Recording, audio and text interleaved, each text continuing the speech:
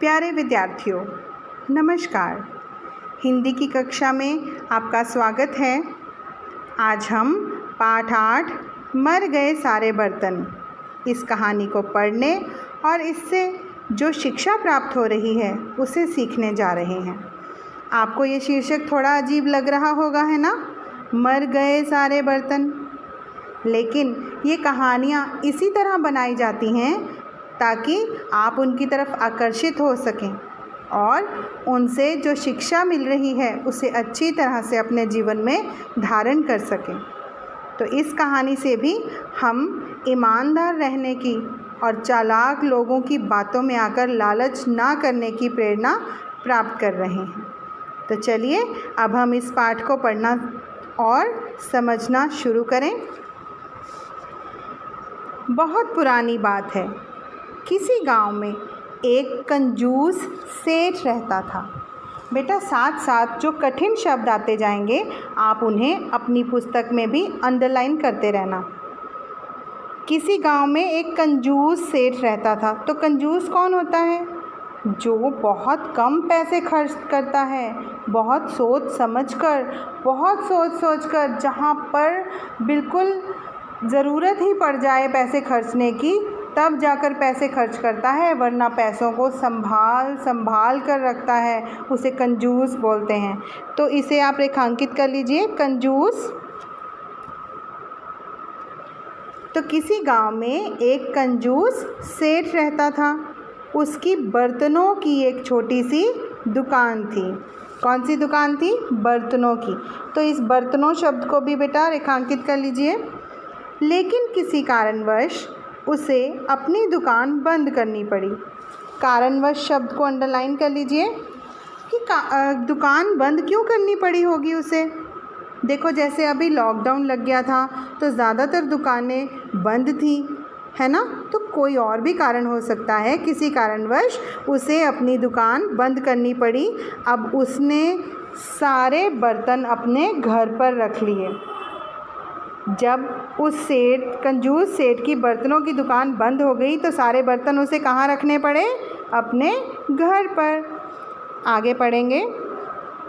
गांव में जब भी किसी के घर में कोई उत्सव या शादी विवाह होता तो गांव के लोग आते और सेठ से बर्तन किराए पर ले जाते। जैसे किसी दुकान का काम बंद हो जाता है, वो अपनी सारे बर्तनों को घर पे ले आया, लेकिन लोगों को अगर उसके बर्तनों की ज़रूरत हो तो वो कहाँ से लेने जाते? उसके घर, और वो किराया ले लेता था उनसे। तो इन्हें आप रेखांकित कीजिए। ये शादी विवाह और किराए। आगे पढ़ेंगे। सेठ बर्तनों के बदले में, यहाँ पढ़ रही हूँ मैं, सेठ बर्तनों के बदले में गांव वालों से मोटा किराया वसूलता था। वो तो पहले ही बहुत कंजूस था और ज़्यादा किराया लेता था। इसका मतलब वो लालची भी था, है ना? बर्तनों के बदले में गांव वालों से मोटा किराया वसूलता था। तो ये वसूलता शब्द को भी अंडरलाइन कर लीजिए। इससे गांव वाले बहुत परेशान थे। अब देखो, परेशान क्यों थे वो? अगर आप एक चीज़ किराए पर ले रहे हो, उसका सही दाम हो रहा है, मिल रहा है, तो कोई शिकायत नहीं होती। लेकिन अगर कोई ज़्यादा किराया ले और आपको चीज़ लेनी भी पड़े तो लोग तो परेशान होंगे ना। इसलिए गांव वाले बहुत परेशान थे। आगे पढ़ते हैं। कुछ दिन बाद उस गांव में एक नया आदमी रहने आया। जब उसे उस सेठ के बारे में पता चला तब उसने उस कंजूस सेठ को सबक सिखाने की एक युक्ति सोची। युक्ति यानी कि उपाय, तरीका। अब जब उस सेठ के बारे में उस नए आदमी को पता चला तो उसने सोचा कि मैं इसे सबक सिखाऊंगा। तो आप अंडरलाइन कर लीजिए, युक्ति। वह एक दिन सेठ के पास आया और उससे कुछ बर्तन किराए पर ले गया। कुछ दिन बाद जब वह बर्तन वापस करने आया तो वह जानबूझकर कुछ अधिक बर्तन और किराया देकर वापस जाने लगा। उसने क्या किया, उस नए आदमी ने, जो कि गांव में रहने आया था, उसने सेठ को सबक सिखाने के लिए एक उपाय सोचा और वो सेठ के पास किराए पे कुछ बर्तन ले गया, फिर उसे लौटा भी दिए। फिर अगली बार कुछ और ज़्यादा बर्तन ले गया और किराया देकर वापस जाने लगा। यानी कि वो उससे बर्तन लेता रहता था और किराया देता रहता था। तो यहाँ पर आप अंडरलाइन कर लीजिए, जानबूझकर किराया। अब हम अगले पृष्ठ की तरफ चलते हैं। जी प्यारे बच्चों, पृष्ठ नंबर 49। सेठ हैरान था। पढ़ना शुरू करें। सेठ हैरान था। उसने उसे रोका और पूछा, अरे मैंने तो तुम्हें इतने बर्तन नहीं दिए थे, फिर तुम मुझे अधिक बर्तन क्यों लौटा रहे हो? सेठ ने जब ऐसे कहा तो आदमी बोल उठा। वह आदमी बोला, सेठ जी, ना तो मैंने बर्तनों की गिनती की थी और ना ही अब। सेठ जी, ना तो मैंने तब बर्तनों की गिनती की थी और ना ही अब। यानी कि मैंने पहले भी गिने नहीं थे और अभी भी नहीं गिने हैं। यहाँ पर हम अंडरलाइन करेंगे, अधिक गिनती। वो आदमी उसको सबक सिखाने चाहता था ना, इसीलिए ऐसी बातें कर रहा था। आगे बढ़ते हैं। शायद आपने जो बर्तन मुझे दिए थे उन्होंने कुछ नए बर्तनों को जन्म दे दिया होगा, इसलिए इनकी संख्या बढ़ गई होगी, पर यह सारे बर्तन आपके ही हैं, यह बात पक्की है। क्या कहा उस आदमी ने, देखिए कितनी हैरानी वाली बात है ना।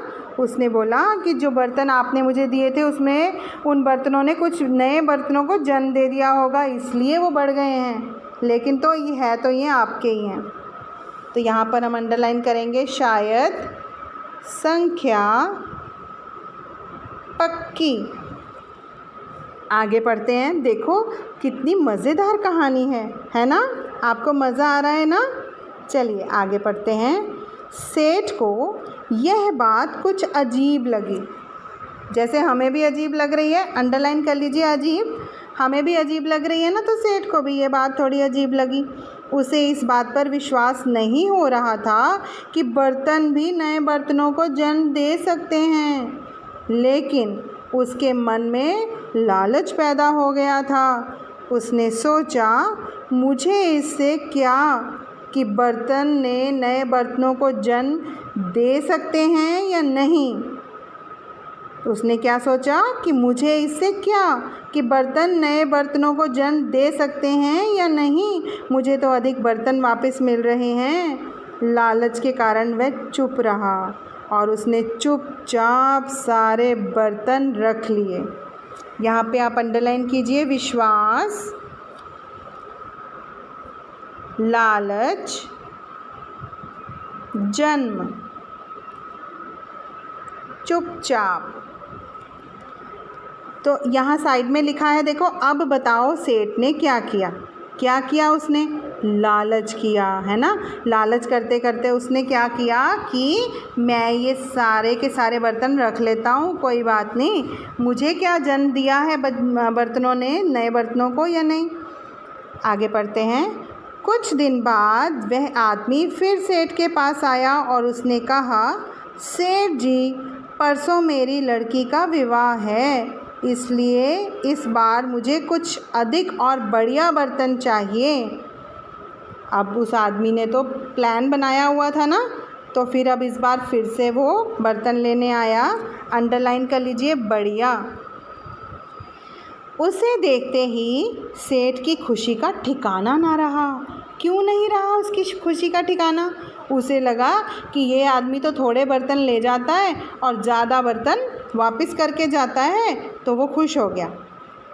अंडरलाइन कर लीजिए, ठिकाना। उसने अपने नौकर से कहा, लगता है इस बार फिर मुझे अधिक बर्तन वापस मिलेंगे। तो उसको ऐसा ही लग रहा था ना कि थोड़े बर्तन ले जाता है और ज़्यादा बर्तन दे के जाता है।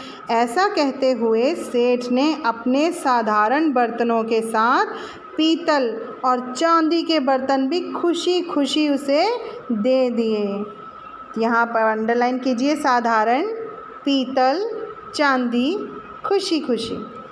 तो उसने खुशी खुशी अपने महंगे बर्तन भी उसे देने शुरू कर दिए कि अगर शायद मैं थोड़े बर्तन दूंगा उसके बदले में तो ज़्यादा ही मिलने वाले हैं, तो चलो अब महंगे बर्तन दो। तो अगले पेज पर जाते हैं, पेज नंबर 50। बेटा मुझे लगता है आपको इस कहानी में बहुत मज़ा आ रहा है। अब आप पेज नंबर 50 पे दी हुई कहानी खुद पढ़ेंगे। मैं आपको इसके बारे में बता देती हूँ कि इसमें क्या हुआ कहानी में, लेकिन इसकी रीडिंग आप खुद करेंगे जैसे मैंने आपको 2 पेज पढ़कर सुनाए वैसे ही। जब 1 हफ्ता बीत गया तो वो आदमी उसे वापस करने बर्तन नहीं आया। तो उसे लगा कि उसे शायद कोई काम पड़ गया होगा, लेकिन उसे तो ज़्यादा ही बर्तन मिलने वाले हैं, इसलिए उसने इस चीज़ को ज़्यादा अहमियत नहीं दी। फिर जब 1 महीना बीत गया तो एक दिन वो उसके घर चला ही गया। बोलता कि तुमने तो मुझे मेरे बर्तन वापस ही नहीं किए।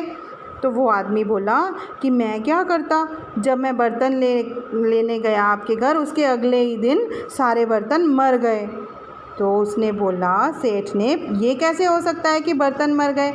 लेकिन वो उस आदमी ने कहा कि देखो, अगर बर्तनों को जन्म दे सकते हैं तो वो मर भी तो सकते हैं, मर नहीं सकते? अगर जन्म ले सकते हैं तो मर भी सकते हैं। अब सेठ के पास तो कोई जवाब ही नहीं था इस बात का, है ना? तो उसके पास कोई उत्तर नहीं था और वो उसकी चालाकी को समझ गया। उधर दूसरा आदमी तो बड़ा खुश था। क्यों? क्योंकि उसने उसको उसकी कंजूसी का, सेठ को उसके लालच का सबक सिखा दिया था। तो बेटा इस कहानी से हमें ये शिक्षा मिली है कि हमें लालच नहीं करना चाहिए और ज़्यादा कंजूसी भी नहीं करनी चाहिए। ज़रूरत के मुताबिक जिस चीज़ की ज़रूरत हो उतने पैसे खर्च करने ही पड़ते हैं, और ज़्यादा लालच में पड़कर भी हमें नुकसान ही होता है। बस हमें केवल ईमानदार रहना चाहिए। हर समय ईमानदारी का पालन करना बहुत अच्छी नीति है। तो इस पेज नंबर 50 को आप खुद पढ़ेंगे और समझेंगे। आज की हिंदी की कक्षा के लिए बहुत बहुत धन्यवाद।